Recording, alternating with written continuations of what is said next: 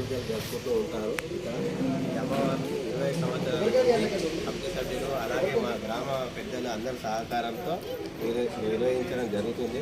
15 సంవత్సరాలు వేణుగోపాల స్వామి గుడిలోనే ఉండే ఈ కార్యక్రమం పెద్ద ఎత్తున జరుగుతున్నలా పబ్లిక్ వచ్చి ఇబ్బంది అయ్యింది. గత 10 సంవత్సరాలుగా బయట ఇదే ప్రాంతంలో ఇక్కడే పెట్టాము.